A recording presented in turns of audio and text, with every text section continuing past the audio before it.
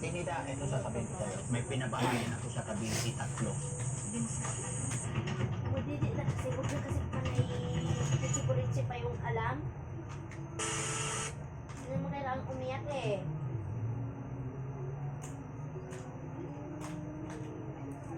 Mga kababayan, update ko po kayo sa pabahay natin dito. May bahay pa dito? Ay, hindi ah. Iikot mo kasi niya. Binubo na ako ah.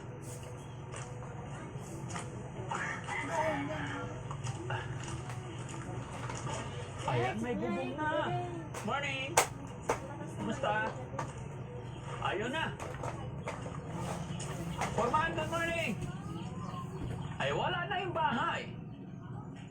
Ay, wow! Pusang gala. Maganda na, Forman. Saan ka na naman? Forman, dapat tinitibag mo na to. Wala naman siya ngayon sa si Ate Nida. Oh, habang nasa bayan, tinitibag nyo. Kasi pag titibagin mga kababayan na nandito siya, nagwawala. Eh kasi, oh, tingnan nyo mga kababayan, ito, haba na. O, di ba? Ayan, naikabit na yung long span. Tapos pa diretso naman doon. Yung kwarto ni tatay, ginawa mo. Oo, hindi pwede walang kwarto si tatay. Ah. Saan ang pintuan? Ha? Okay.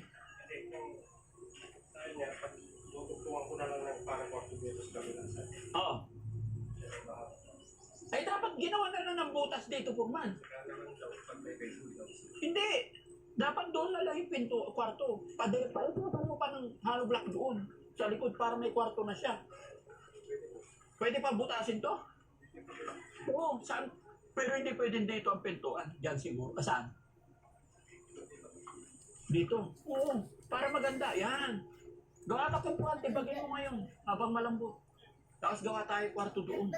Yan yung sinasabi ko nakaraan na padirin mo hanggang dito. Okay na yung kwarto ni Ate Nida, mga kababayan. Ang ganda ng long span. No? Masaya na si Ate Nida. Sir, Oh, nung nakita niyang ganito, masaya na. Hindi na siya bugnutin. Oh, lambing-lambingin mo lang. Alam ko magaling ang dumiskarte ka, Purman. Ha? Alam ko marunong ang sumuyo sa mga taong ganyan. Gayahin mo ba ako? O, di ba? Ikaw, iba yung iniisip mo eh. Hindi tayo kasali doon. Ang ibig ko sabihin, alam natin yung mga sitwasyon kalagayan nila. Bukas kasi yung parang Kasi ganun. alam sa totoo lang, no? Tulad dito Na kailangan nila ng unawa at pagmamahal. Di ba? Diretso Kaya yung pagkakas. aasahan kita na mahalin mo si Ate Nida. Yan naririnig. Ha? Yes! Ibigay mo. Wala naman ang ibang iniisip. Ikaw talaga po. Tapos Di kaya, ba mga kababayan, maganda na. Kasi alam nyo, sa mga ganung beneficiary natin mga kababayan, kailangan talaga ng malawak na pag-unawa at pasensya. Yung mga pagwawala niya nakaraan, gawa po yun na hindi niya talaga maintindihan yung nangyayari. si Dada. Hindi niya talaga ma-recognize kung ano yung plano ni Daddy Frankie. That's why yun po yung sinabi ko sa inyo mga kababayan, mas maganda pa yung ground zero na simulan kaysa yung ganito. Mabuti talaga. Pero kaya nga sinabi ko kay Purman, tanggalin ay pinatanggal ko na talaga. Magpaglaro ata siya. Tapos panibago na. Ayan, okay. Kahit ako eh. Naliwanagan yung puso't damdamin ko ngayon eh. Di ba? Kaysa yung nakaraang araw. Okay. So yun na lang, Purman. Gawan mo rin ang kwarto si tatay. Butasin mo dyan. Ako na bahala, walang problema. May awa ang Diyos. Sigat na lang bahala sa ating mga Ito din kababayan. isang puro ka Diba? ba? Napakasinta na. Napag-asinta na. Ito. Taas na ng pader mga kababayan. Napalisadahan na rin. Di ba? O, tapos ito na rin yung pintuan. No? Yun na yung mga kababayan. Ito yung sinasabi ko, maganda pintuan. Di ba? Pag isinara mo ito, vlog. Yun ang tunog niya, vlog. Hindi pick. Ha?